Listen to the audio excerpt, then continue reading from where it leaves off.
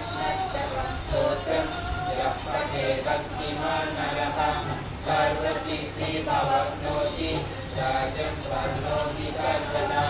एककाले पठे नित्यं महापापविनाशनं त्रिकालं यः पठे नित्यं धनधान्यसमन्वितः